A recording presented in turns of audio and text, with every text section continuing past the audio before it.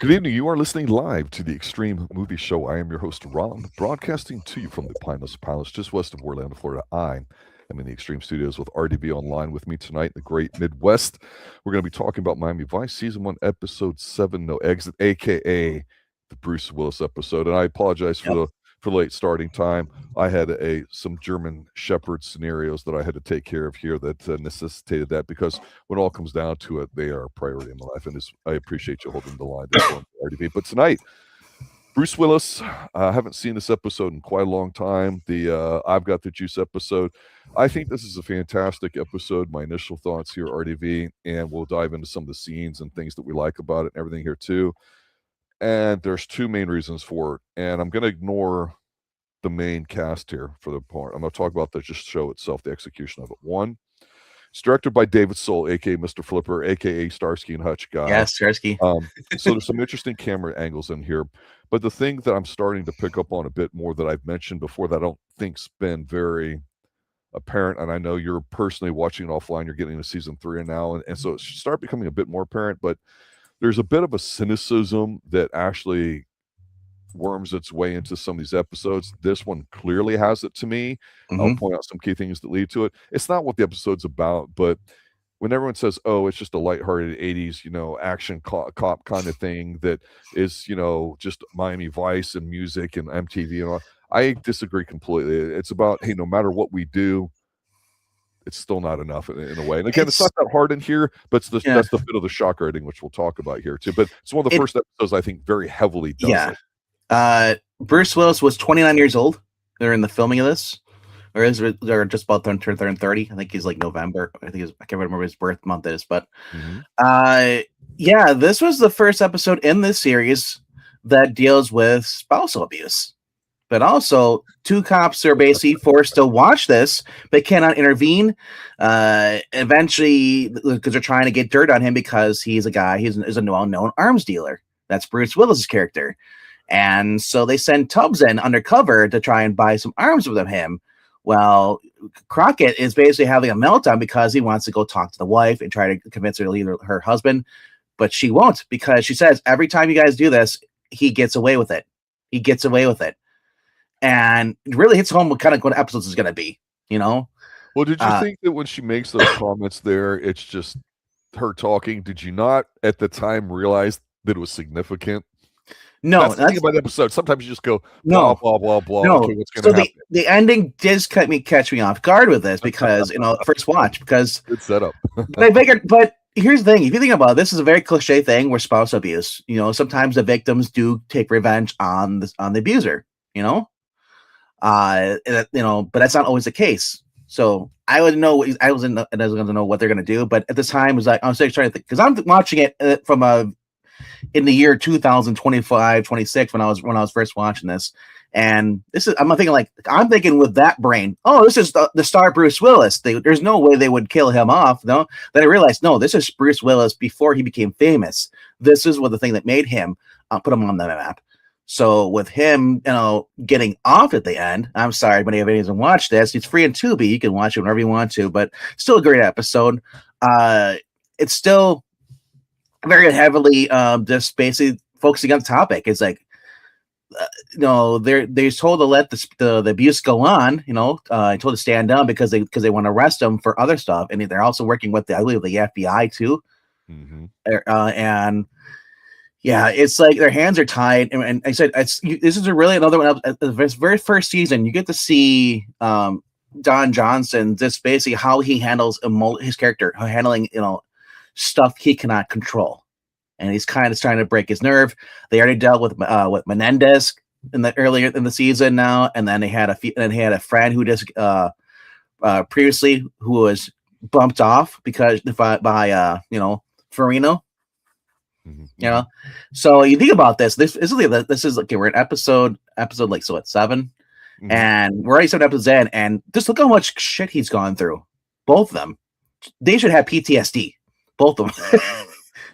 Well, it's interesting because like I've said before, and this is one of the things about when you write something or whatever. I mean, you can make it be whatever you want. People read whatever they want it to, but this this is what I would call a generic thing. It's an arms dealing thing, right? Okay, they got to catch the bad guy, blah blah blah. So the interesting that struck me, and I don't know how many slides we have or what we're looking at, but early on, right before the opening song, which again is now pretty much mostly established, we get the sweaty, steamy morning, whatever, and you see all these old people, and I think that's probably South Beach right there, the heart of it, and all that. The glitzy one that has changed in the past generation or so.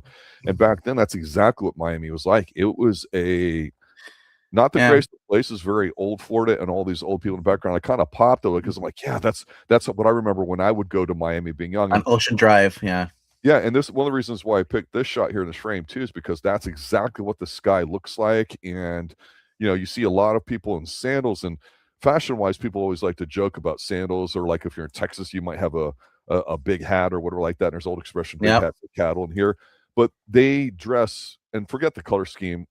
That's Floridian dress. Old people sitting there talking. They're on the beach, and now you go down there, and it's completely remodeled, different. But that's what it looks like. And the thing is, they were set up to do an arms deal with Sonny and stuff. It was going to do it with the guys, but turns out there's all these civilians here. They're not supposed to be here.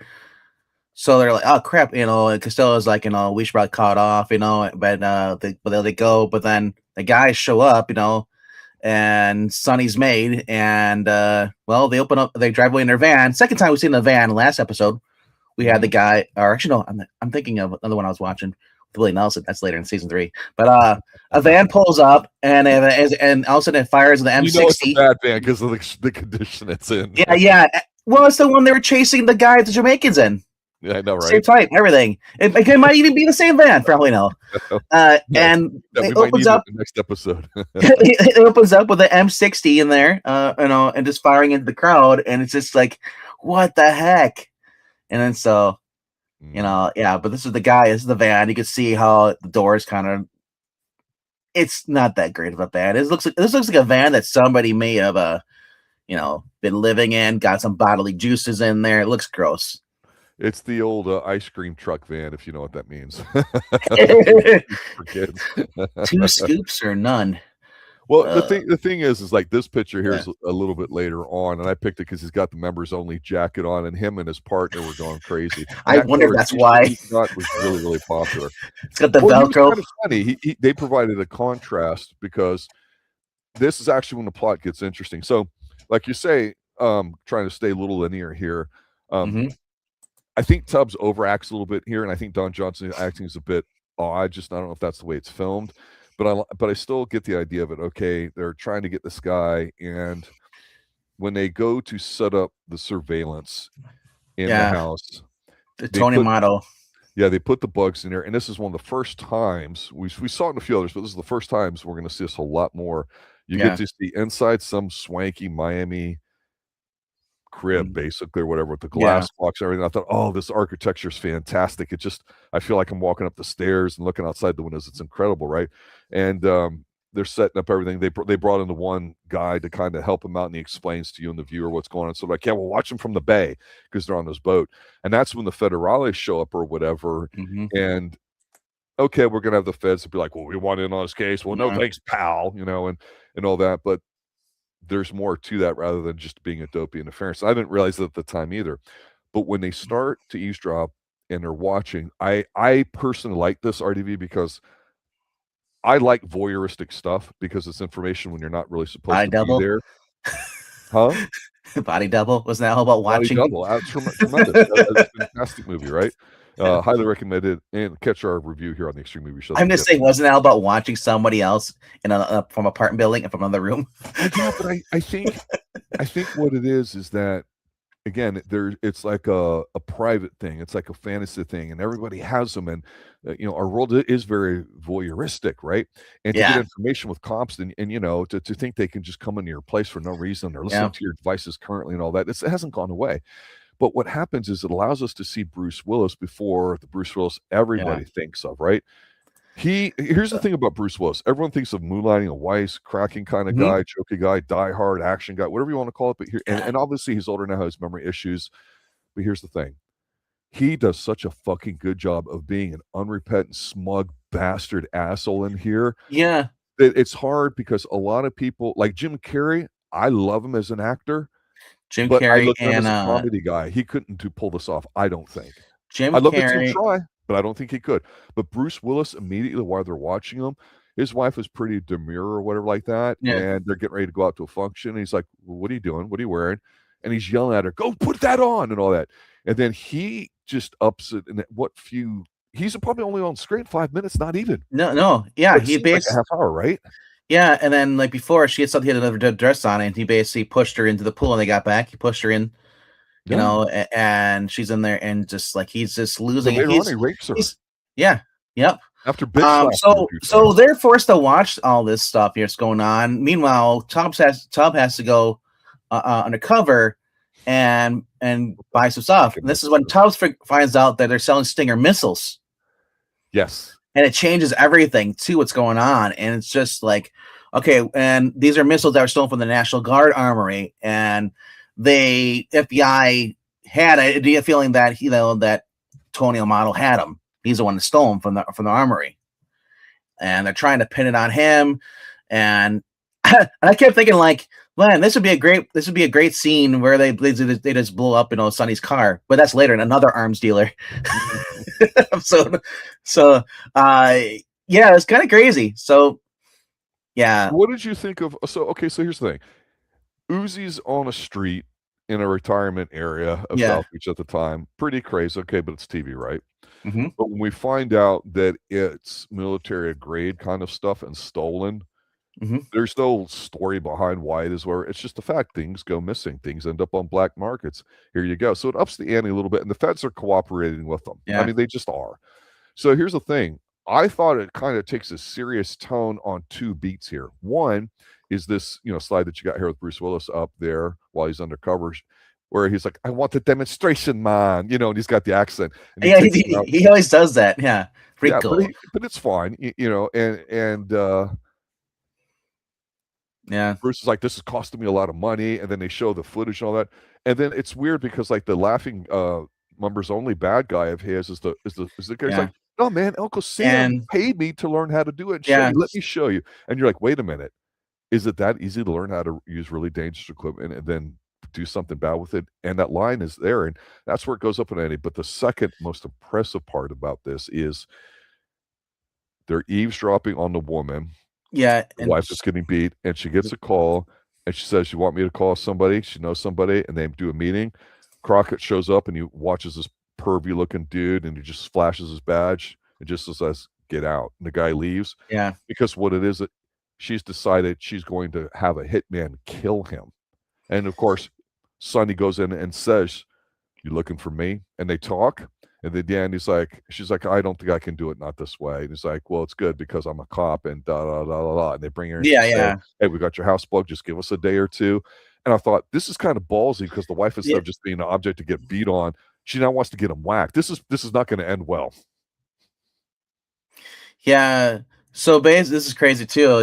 Yeah. She received a phone call from a hitman arranged by her friend, and then she goes to the meets and then Crockett goes and he meets and scares out the hitman with his badge. And then before meeting her in her place, she tells Crockett that her husband she hates her husband, fears for her life. There's no way to break free. And they said once she hired a divorce lawyer on advice of a police, and Amato had his man rape the lawyer's wife and threatened to do the same to the daughter if he didn't drop the case. Yeah. And but so she concludes that she cannot bring herself to have Amato killed. And Crockett, being relieved, reveals himself as a cop and takes her down to the precinct, where he and Tubbs ask her for help bringing down her husband legally. She says, well, she'll have to go back to him and act as if everything is normal.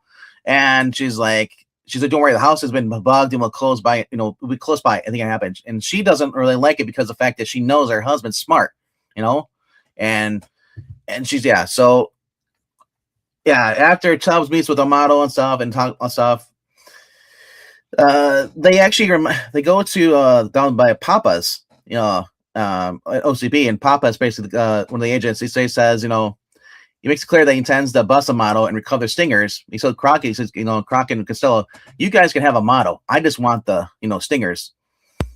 And it does reasonable. Yeah, sounds reasonable. And things start to fall through though. The problem is though, it's like they move it. The FBI moves in early. And even though Tubbs is still trying to do this, causes Tubbs to get in a hot seat. And Yeah, so they basically the vice cops basically at the end we get they arrest him. They get Bruce Willis. They're about to arrest him, and the FBI said, well, he's just gonna walk anyway. They meet him on the steps. Yeah, they basically want to make a deal. They want to make him be their informant. He's been an informant. Yeah, and that's when it hits you that when the wife had mentioned before, this always happens. He always gets away with it. He ends up getting arrested by some local cops in some place, and it's not really the FBI because he just mentions, well, we're it's really Central and South America. Yeah. He's very vital to certain things. What he is, and this is a direct reference to what was going on at the time. Yeah. Where arms are being sold by the FBI or CIA or certain organizations from the United States government to rebels to overthrow governments in Central and South America. Because he's the go-between, so they need to have him free because he's the FBI made a big deal on the beginning of this episode saying like they feared that he was going to sell these stingers to the terrorists and to take out a jetliner. Yes. Flight of we had that flight was I forget what it's called, 87 or what it was. I don't remember which one it was. It was in the 80s. Yeah, one of the airliners that got shot down. Yeah. By missile. So he sees all of a sudden this car pulls up and he's in handcuffs. He turns around and he's like, he's working like a bastard. I know. Well, he's like, Rita, you're here. And then all of a sudden she's like, no. And all of a sudden Crockett's like, no. He jumps in, but it's too late. She shoots him. And now then I can't remember. She goes to jail then. Yeah, that's it. Yeah, they do this well. They actually have where they cut out the episode, or sometimes there's no ending. That is the ending. It's the emotion of it. No, well, sometimes they actually like they're going to go arrest the bad guy, and then we don't get to see him do that. It cuts off right there. I've noticed that, and especially in the second season. I'm like, okay, but I want to see the rest of the episode. That's the whole point. It's yeah. That's the negative part of like a lot of 60s going into 70s television cinema, where it can be a bit jaded, and so in the 80s a lot of things was saccharine sweet, or they tried get messagey and all that.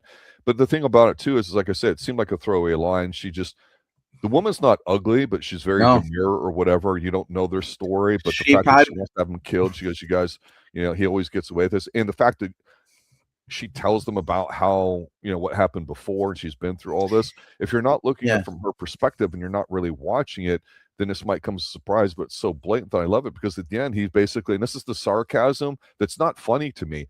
He's kind of smirking at them and he goes, yeah, guys, told you, I'll be out here in just a few minutes. Yeah, I got the juice. And she comes out, bam.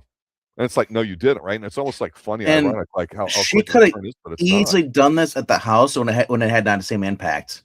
But it makes it more, the fact that it's on the steps going into the courthouse.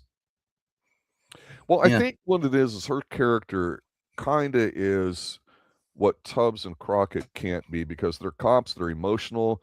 I always thought Tubbs was overacting on the beach early on where they get shot at, and he's like, he's strong-arming the bad guy that they caught trying to get the information. I mean, it's like, I don't like being shot at. It makes me feel blah, blah, blah, and I want to be at my best. It's like almost stupid in a way, kind of like, kind of cringy.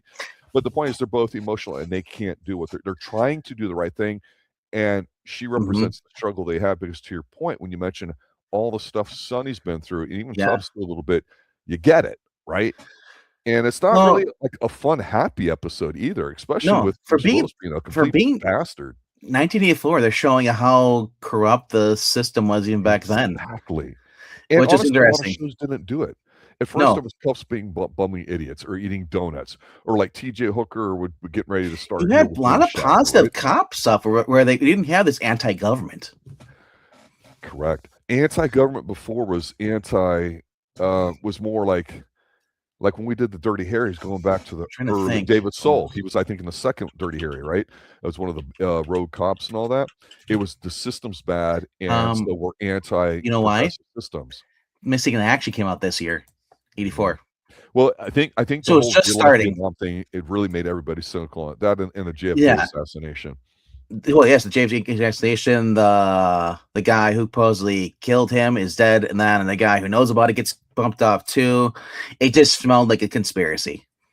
And Reagan at one point went through, because they think he sold arms to the Watergate scandal, but was that real, or is that just planned to be a smear tactic? It was real.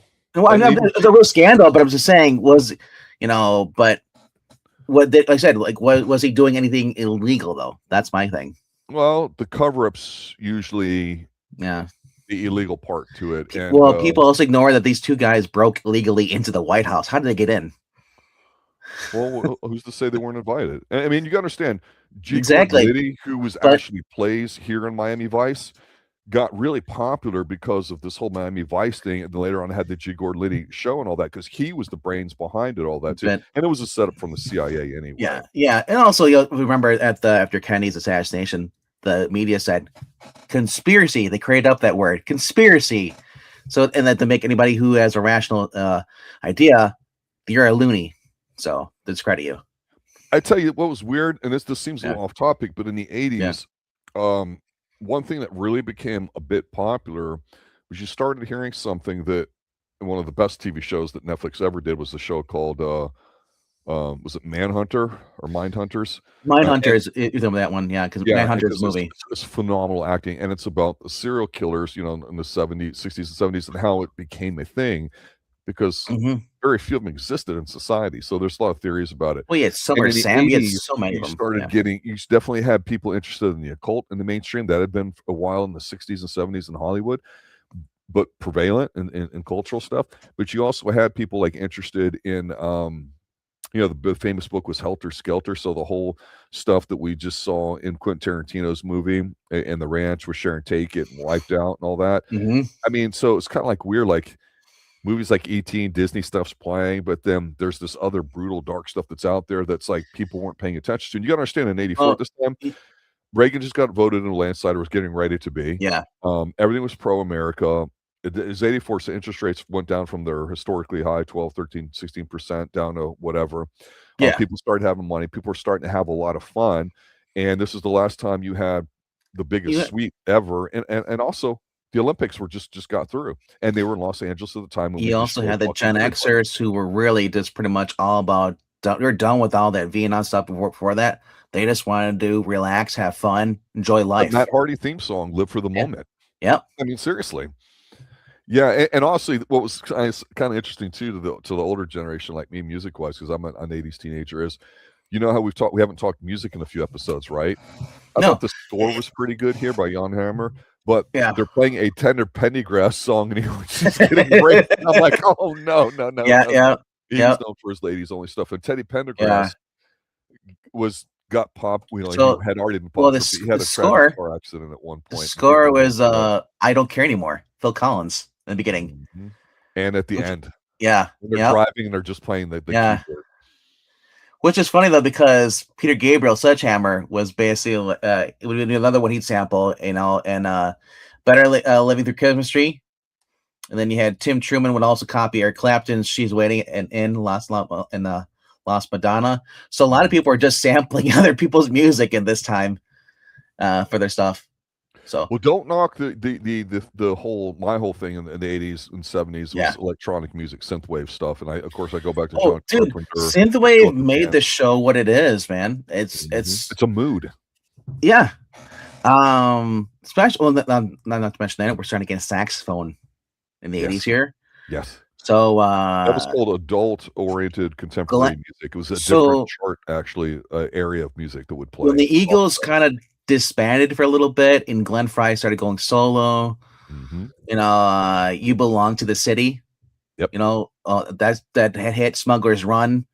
He started writing songs for Miami Vice, and it's like, wow, it just took off. You had Phil Collins, doing Rat Race in season 2 episode, and just you had all these big names were popping up on the show, and it was just this show just took off. This was like people want to be on like if you were a celebrity or upcoming celebrity, you wanted to be on the show because this show was so hot.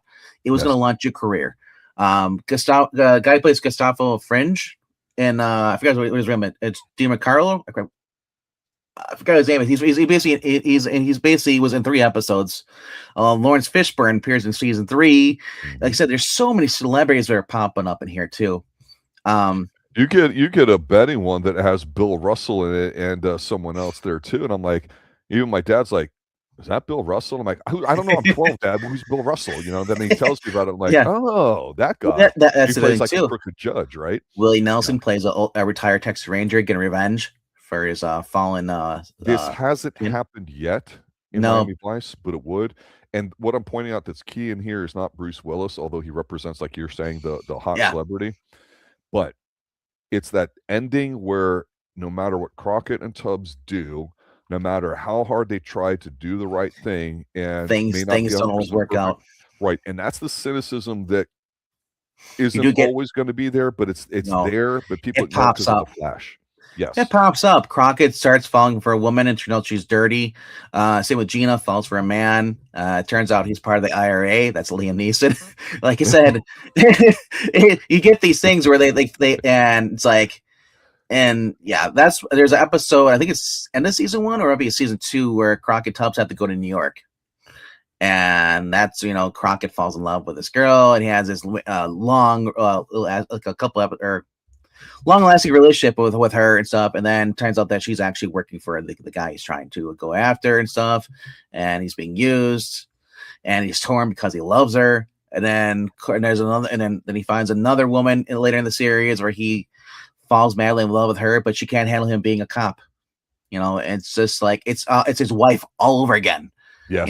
And so it's like this show had its angles, cliche kind of trope dramas you'd have in TV shows, without the laughs, but for most part, like I said, you're going to see Crockett and Tubbs going through a lot of shit and a lot of cynical stuff. Like to this, like I said, they did everything by the book. They try to do the right thing. They want to save everyone. They want to protect people, but sometimes it's out of their hands. The woman kills Bruce Willis at the end. It kills her husband. Then she goes to jail. Prior episode, one of his friends he knew, she was in a gambling debt, and she ends up getting whacked off. And then her husband, who now is a surviving husband, has 3 kids, at home, goes to take revenge, and she goes to shoot and kills the guy. Now he's going to jail. Now the kids they're going to go into foster home. It's like they do everything they can to stop this. They don't want any of this, they don't want anyone getting killed. But unfortunately, it does happen. Season 3, there's a drug bust, and they're forced to.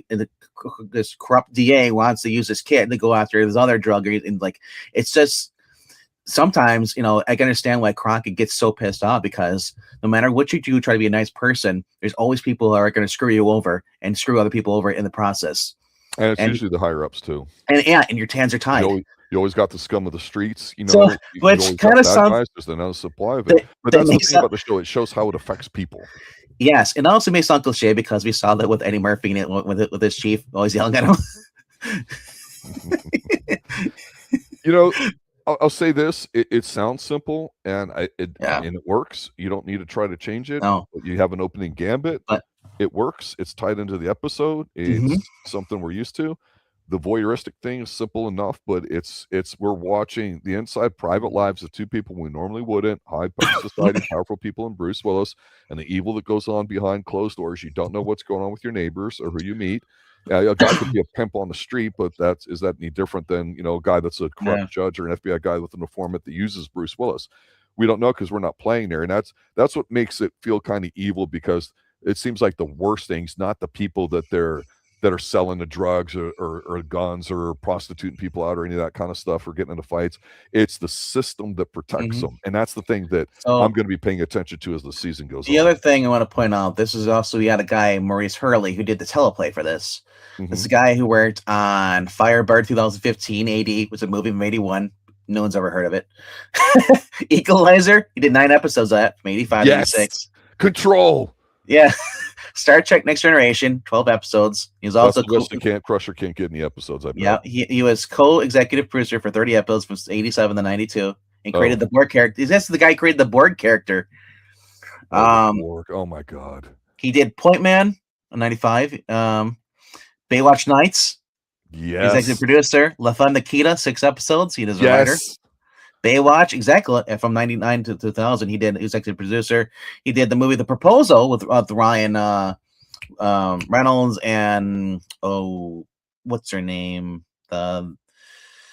Miss Congeniality. She did some other stuff. She was Sandra Bullock. Sandra Bullock, yeah. I was gonna say she's the wife that gets kidnapped and killed in that one bad movie where the husbands are framed for murder. Then he also did 2 episodes 24, and he also did work in on Conquest 2005. Died at 75 years old. He's announced by former Star Trek producer Rick Berman. Married twice to Adrian St. John Greer and then Geraldine Garrett. But also the other main writer for this was actually Charles Leinweiber, who basically wrote No Exit for the series, and then his credits are limited to writing an episode for Murder, She Wrote, and co-producing the TV sport movie called Sporting Chance in 1990, and writing the TV movie The Entertainers in 1991. So that's some of the people behind this.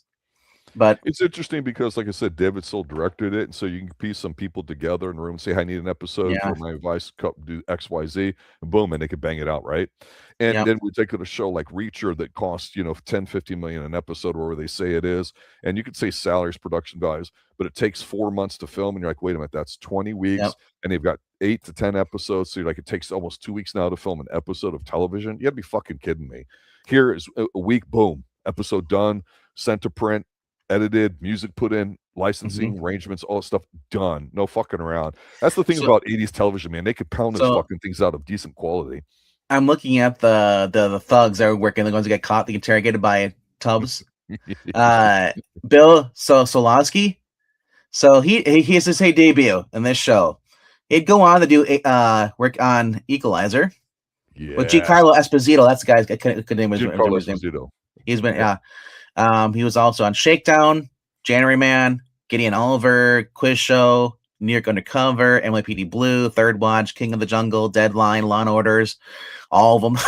Kidnapped, 30 Rock, Law and Order, another one, Person of Interest. This guy still going. Ray Donovan was his most recent one. Yeah, exactly. Kept popping up on there. He was also in Did you also know that he was in Manhunter? I'm shocked. Yeah. Yeah. And then this guy, Cody Mundy, he pops up again too in Smuggler Blues. That's coming up. Yep, coming up. I think. And then the FBI agent here too was also in.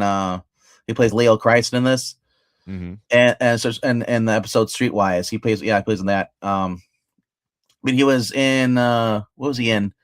Seizure, the story of Kathy Morris, and the period in Muggle Mary, Street Cop, with Bill Smuch and Russ Horton and Larry Riley. Then made his movie debut in Tootsie. But they had Norman Parker was the other guy. He plays Nick Pappas in this episode. He appeared in TV series like Family Ties, Baby Boom, Valerie, Falcon Crest, Beverly Hills 210, Star Trek. Out of the 7 episodes that we've covered, including the two-part pilot episode, where does this kind of rank as far as all that out of these 7? Is it high, low, medium? Is it just an afterthought? I liked it a lot. For me, it's just, hey, it's Bruce Willis. It didn't really do much for me as much, Do you feel like I felt like his character performance of being a smug kind of prick kind of reminded me of what was that? Blind Dates a little bit. What he'd go on to do later on in his career, but not as much of an asshole. But like I said, like he kind of came off as a smug thing. And I'm thinking like Bruce Willis should play more bad guys, and I think he did in a later movie in the 2000s. He did play a bad guy finally. Well, one of our more popular views here on the Extreme Movie Show was his phenomenal 1994 movie Color of Night, where he plays a psychologist. But Color of Money, no, Color of Night, Color of Money. Sorry, Color of Night. So. I made you watch that. Twice. Every single filthy minute.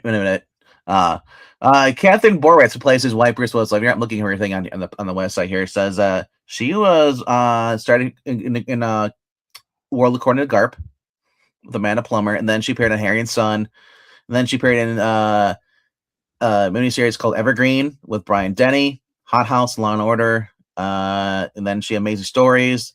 Then she appeared in Baby Boom, Eternal Affairs with Xander Berkeley, Men of Respect with John Turturro and Dennis Farina and Stanley Tucci, Quiz Show with Turturro and Bill Sikowitz, the guy we saw before. He was the goon that gets arrested by them first. They interrogate.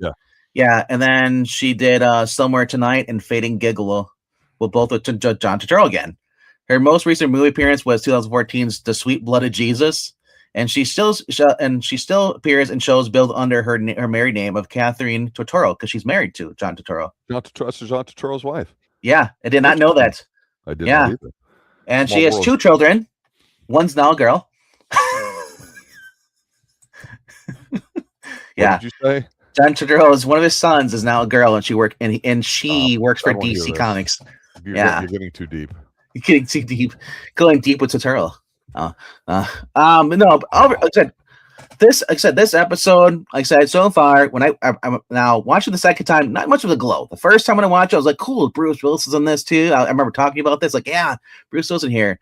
And I thought Bruce Willis did a good job. But I said, but for me, this whole entire like episode was really good for Sonny. AKA Don Johnson, because Don Johnson really gets to show his range of emotions, being pissed off, and kind of frustrated and sad and distraught, and just like all in one episode. Especially, as I said, like at the very end, he's very like upset because when he finds out that they're just going to let him walk anyway. Yeah. And then he's like, and he's probably thinking in his hands, okay, look at this, she's right. His wife is right. Oh shit, he's abusive. He's going to go out there. He's going to abuse her again. He's trying to plead with the FBI agents. You can't do it. You can't let him go and stuff. He's just bullshit. And then when, Bruce Willis's wife pops up and he says the gun, he's like, oh shit. And he tries to leave, push him out of the way, but it's too late. And you don't get to see the end of that. You just hear the gunshot go off and that's it. It's like, I'm just saying, it's like, what a great show they had. This show, a lot of close-up facial expressions, stuff like this, which we kind of would make fun of them, as a kid. Like, oh my gosh, scream close-up, like doing Wayne's World. Yeah. Well, I'll close with this because I liked it a lot more, I think, than you did, and that's cool. I think the cynicism part is what I really remember here. I'm wondering how much that's going to go. There's a thought in investing that's called, if you can't beat the market, just play the market, meaning you invest in whatever your growth fund is and you don't try to beat it because people say you can't do it or whatever. It's not really true, but that's a concept. And I think television, the enemy is some people try to do too many things, or they try to do too big of a world building, and they forget the basics of just be consistent with what you do so people know what they're getting. Yeah. And if you can leave enough room where somebody that has a phenomenal performance, like to me, Bruce Willis did, or something pops you, or a different group, then what happens is your expectation for the show becomes, hey, wait a minute. Characters are a little overacting, a little emotional. No. They're starting and stopping love affairs. Don't know what's going to happen with the other characters on the show. We got a new captain, but they play music in here. They've got some good guest stars, and they make Miami a character in and of itself. You've got a good foundation. Because again, this show, I clearly recall this growing up at the time, that it did not take off until reruns and then got big. So come season 2, they took all these things that worked and said, okay, let's feed all those, and we're just going to more music, all the other things. Exactly. Yeah. And that's when it got so hot, because at that time they had the recognition. And it's like, again, with investing, you get something, you doubles in price, you can sell half your shares, you're still always going to be in the money, but you usually have this expression that you have 1 or 2 big winners, and they cover all your losses. You lose slow, you lose quick, you get out of the investment. But if something's going up and up and up, like my ASTS stock, mobile stock, which has been a 50 bagger for me. I put it out there, check my tweets, timelines over the past 4 years. If you don't believe me, I'm going, you know what?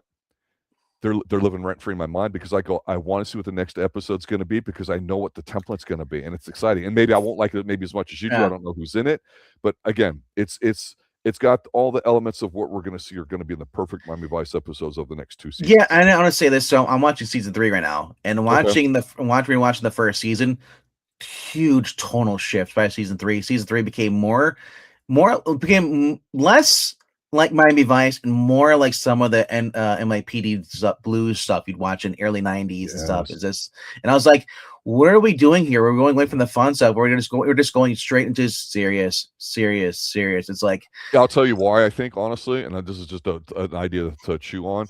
I think it's because of the time it was so big, so massive, and everybody's making so much money. They said, you know what, we're going to play it safe and try to treat it like a serious top show rather than Miami Vice. Yeah. And seriously. And it's the saying goes, the longer his hair gets, the worse it gets. 100%. No. And when you put the beards on, forget it. Yeah. And it gets so bad. Yeah. Sonny's not Sonny anymore. So we'll get into that later. No, But this was probably the best part of the whole entire episode. With the old guys there and like, what are you guys doing here? And then I just love Zito stuck with Tubbs, and Tubbs is just relaxing. and at first I thought Tubbs was wearing jeans at first. Looks like those are his dress pants, I think. Okay, there's one slide you did not show. It's when he's undercover in the airport. Can you pull that up real quick? That one. Look at those fucking sandals. Those are god tier Floridian sandals.